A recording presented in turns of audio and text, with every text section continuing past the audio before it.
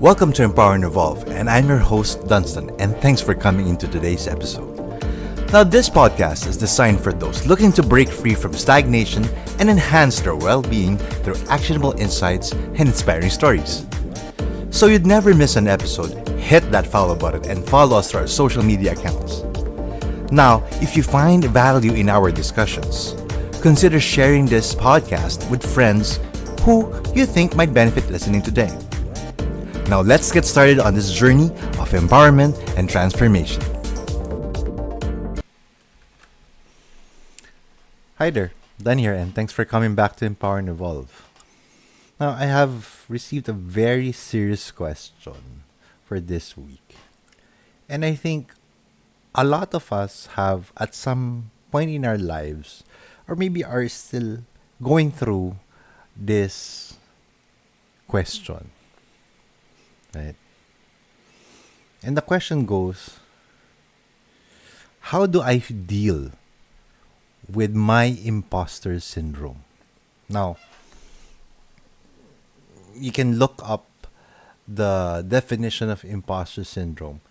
It's kind of complex, I would say. The concept pretty much is plain and simple, but when you try to dissect it, it gets a little bit complex. It's a struggle that we encounter day in, day out, right? So, this may be a long episode. I don't know. We'll see how it goes. But I suggest, you grab your coffee or your drink, just like mine. I have my cup of coffee here. And sit back, relax as we try to tackle and understand and hopefully, after this episode, defeat our own imposter syndrome.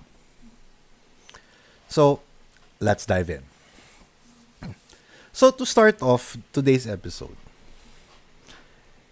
I'd like to answer, of course, defining what is an imposter syndrome, right? It's a persistent feeling of self-doubt and inadequacy, despite evident success. So, this is what I hate most because it contradicts the belief of this podcast. We're in life's a journey and we will grow and evolve, right? As a person, as an individual. And when you talk about that imposter syndrome, just like what I mentioned at the early part of this episode, it affects a lot of people. People already winning Oscars like Meryl Streep. Even Michelle Obama mentioned that she herself has gone through imposter syndrome, that phase of having an imposter syndrome, right? So it's something in your head, right? Something that's in your head because the concept of the imposter syndrome is you telling yourself that you're not really good. You're downplaying yourself. Even though people around you affirm what you're doing. That's hard, right? When you think about it. Because nobody wants to be in that position. Wherein you feel small. But when the chance that you are able to prove yourself through that grit, through that effort, and people start accolading you and praising you for a job well done, you may be telling them it's a fluke, it's a lucky hit, it's a one-off, it's a moment of brilliance, or it's just a stroke of good luck that you weren't really deserving of that accolade. Now, there are a lot of sources where an imposter syndrome can develop. Right? Going to the simplest and I guess the most influential is your family, the family dynamics where you grow up with. That eventually evolves into, societal expectations. Because as a kid, it's your nurturing years, it's your formative years. And when people tell you that you're not good enough or you're getting compared to others, if ever you do something good, it always gets downplayed. That mindset of perfectionism. I mean, nobody is perfect. I, for one, am not a fan of perfectionism. It's better to be 1% better every day than to be 100% today and perfect today, because it means there's no more room for you to grow tomorrow. So you're going to be stuck and you're going to be aimless. You don't have any goals anymore because you've perfected something, right? Now, when you have that group dynamic of you're not good enough, people telling you growing up that you should be like this person or your cousin or your sibling who's doing this and that, and you're not in comparison, doing the same thing, you start to feel inadequate. Even if you're good at something, you feel that it's not going to impress them. And if it goes into a certain degree, a certain magnitude of that imposter syndrome, you start to feel anxious. You have anxiety attacks.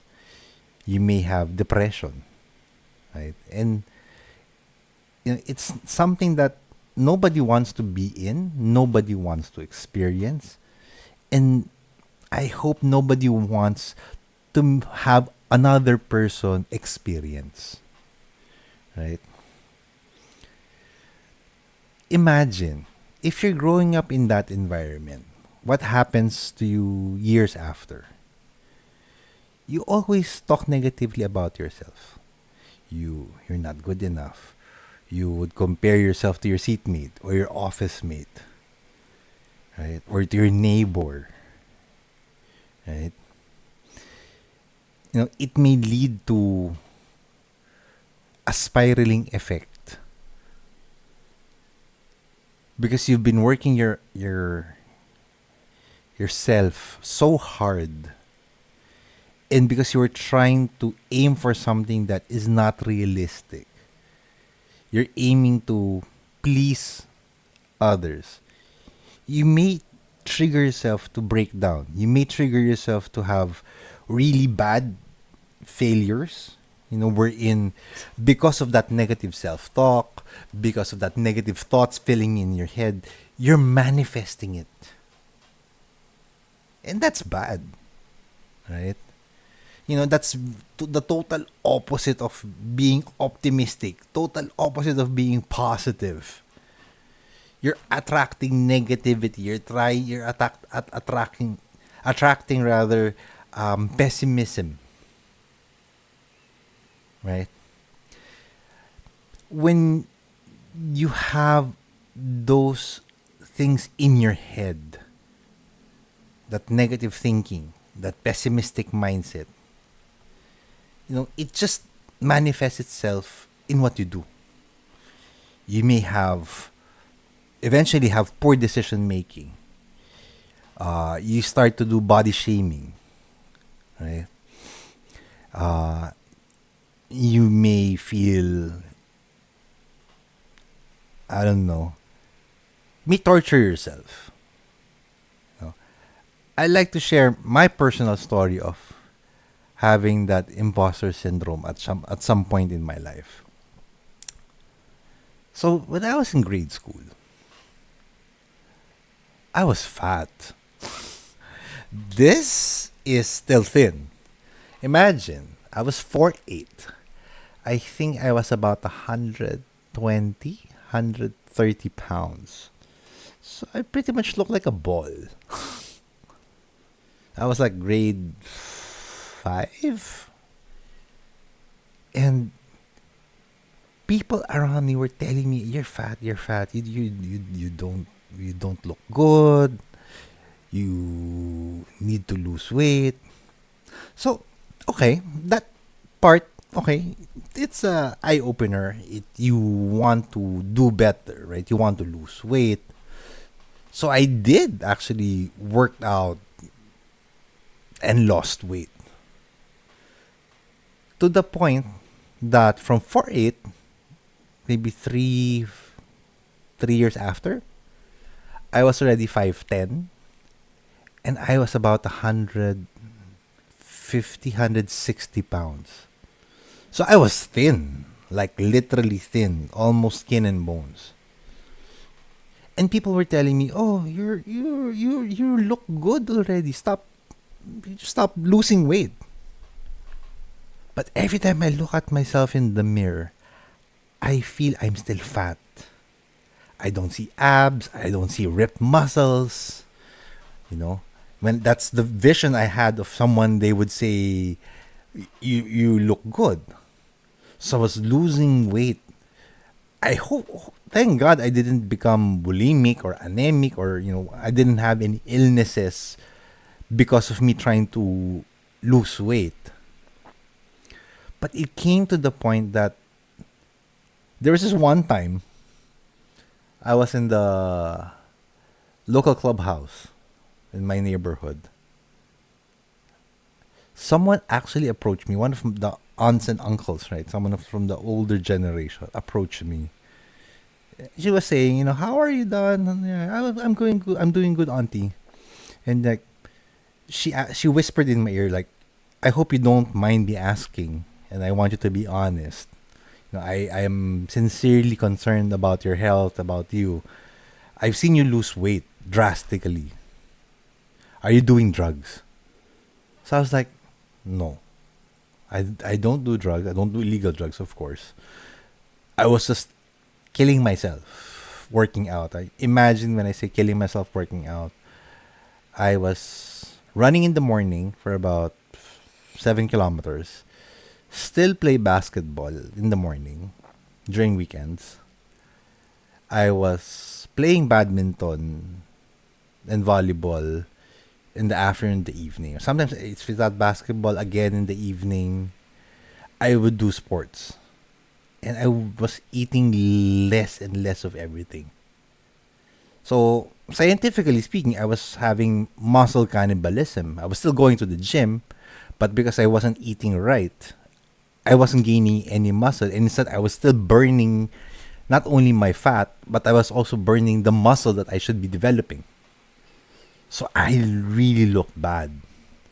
And when I got that conversation with that auntie, I realized that I think I was doing it too much. So I'm pretty sure at some point, guys or girls here listening may have a similar story about weight, right? About losing weight. And you lost already enough weight, but, and people tell you that, but you don't feel it's enough. You don't feel that you've measured up to their expectations, even if they tell you. So I hope, listening to that story, you may realize, especially if you had or is going through the same story that I shared, is just be aware of that, right? Now, there are other symptoms that you can actually attribute to having an imposter syndrome. Right?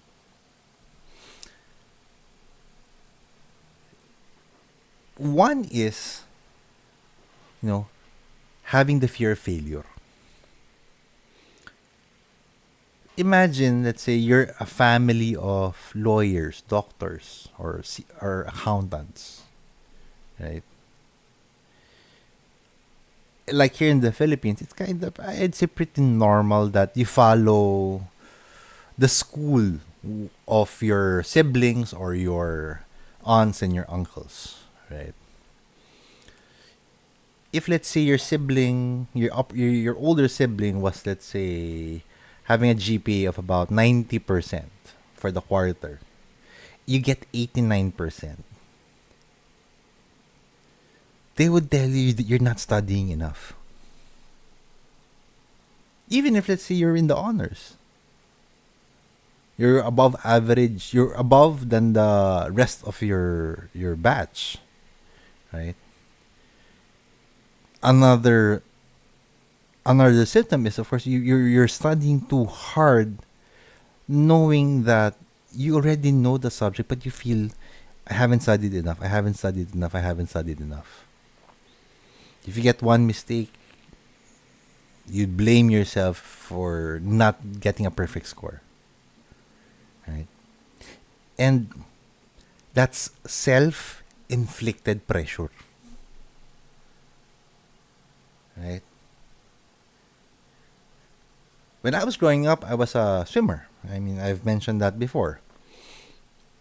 I people don't believe because I had at some, and this was after my really really thin state when I started really eating, but I was switching my activity to swimming. People didn't believe I was a swimmer because I had fat, and they would define, you should have abs, you should have this and that. I was like, I don't have that. And even if I was swimming well enough, I mean, I'd say fairly above average than most, I guess. I was still training my ass off just to try to get those abs, try to get those wings. We call them the wings here, right? I mean, you would dream to have a body of an Olympic swimmer because you're supposed to be fit. And it's hard because you lose your identity in the process. You build your identity in the image of something else that's not you, right? You know, and this is just talking about yourself. Imagine how this imposter syndrome can also affect your relationships. You start telling yourself, "Oh, I'm not good enough for you," or "I feel I haven't done enough." But people around you have told you that you've done more than enough to fix the relationship or to make the relationship work. It's just that the other person wasn't mature enough to reciprocate the effort that you're doing. Right? It's painful when you think about that. That you keep on blaming yourself for things that didn't go out well. So, enough of that negative thought and feeding our minds with, the effects of having an imposter syndrome. Let's try to fix it by doing these 7 actionable items. The first thing you need to do is self-actuate, right? Since you understand what you're feeling, you challenge those negative thoughts and belief by looking at the evidence or the result. So, if I was getting awards for doing something good, you want to master the craft, yes, but you don't tell yourself that I'm not good enough, right? It's a conversation of, the tallest among the dwarfs and the shortest among the giants, right? If people tell you you're the tallest among the dwarfs, right, in that context, if you're standing beside a giant, of course you're gonna be small. You're gonna tell yourself, I'm not good enough, I'm not good enough, I'm not good enough. So challenge that. Ask yourself, what is that measurement you're using to gauge if it's valid or not? Are you comparing yourself to the dwarfs? Or are you comparing yourself to the giants? Right? The second thing that you have to do to overcome the imposter syndrome is acknowledge and validate your feelings. When I say acknowledge and validate your feelings, you recognize the feeling that you have. You know, ask yourself, am I really not that good? But I have done this and this and this. Maybe I'm good. I just don't realize it. Right? The third one is celebrate your success. Gratification for an effort done should happen, right? At some point, maybe you need to, there's a delayed gratification, but when gratification is due, whether it's big, whether it's small, embrace that moment. No? Give yourself that pat in the back and tell yourself, done, good job, you did great today, right? You made people smile today. You helped someone across the street. Simple things, small things, when compounded, becomes big. Remember that. Fourth,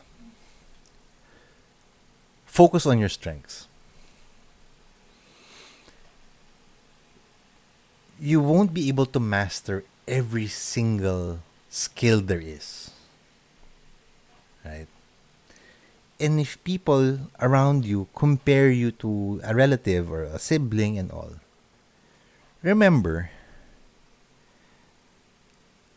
in an orange tree or in an apple tree or a fruit bearing tree, not all of the fruits are identical unless they're genetically modified, right? So that's that 1% differentiation from one fruit to the next fruit to the next fruit sets you apart. And that makes you special. Right? The size may not be as big as the other one, but maybe the sweetness is better. Right? So if you understand where you're good at, embrace that. Don't dwell too much on your weakness, especially if that weakness does not resonate with you. Side story. A few episodes this season I mentioned about, or is it last season? I mentioned about me trying to quit the choir. Right? I had a passion for singing, but singing wasn't really for me. I doubted myself so bad that I wanted to quit. Until somebody tried to reinforce and acknowledge that I was improving and I just need to continue. My moment may not come that I would take a solo, but as long as what you're doing makes you happy, as long as what you're doing is aligned with your passion, with the purpose that you feel is your purpose, right? Then don't do it. Do it by all means.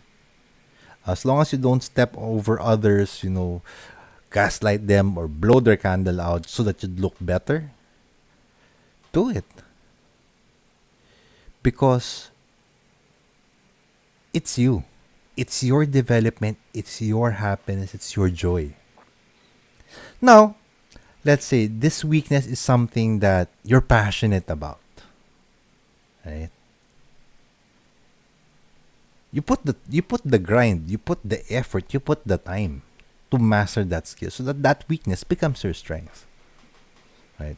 But remember that when you try to put additional effort on something that you're weak on, it may affect your strength or the other facets of your life. So be ready to balance that out. Right? Last three for me is, having that circle, your fan base, where you can share your feelings. That there is, they will embrace you for your flaws. And also have that group where you can seek feedback, especially if you're trying to develop that skill. Because having people that will listen to you, that will not judge you, and will have people that are critical and will give you constructive feedback, may it be colleagues, supervisors, right? It helps you to target the specific actions you want to do to develop that weakness or reinforce that strength for that matter. And last but not the least, practice self-compassion. Right? If you treat others with kindness, understanding, and acceptance, especially if there's someone you know that is manifesting self-doubt, I believe it goes back. Karma is real. That if at that point or the next time you're the one in that position where you're having that self-doubt, that other person may be the one to encourage you. Right? And that connection you build with the people around you is you building your support system, you building your fan base, you building the network that you need to be successful.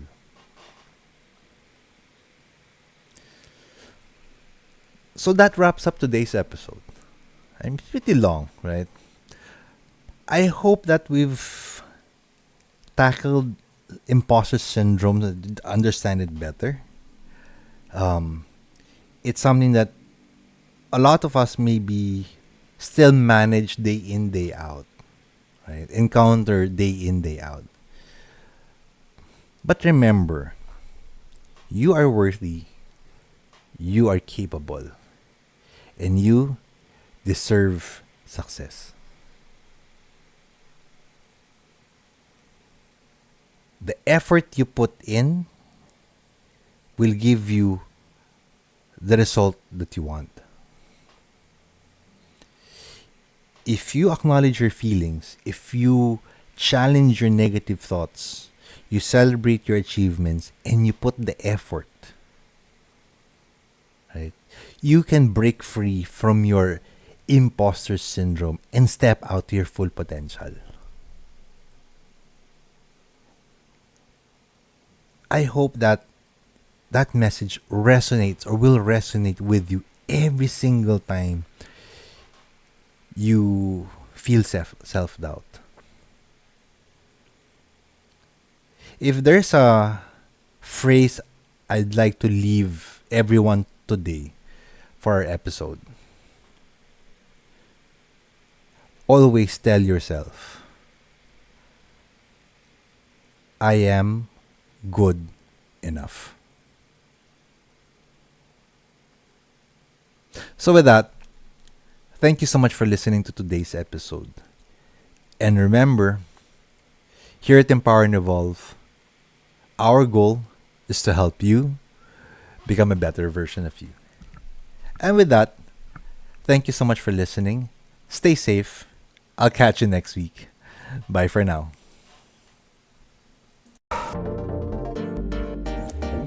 Hey buddy, thank you for joining us on this transformative journey of empowerment and growth.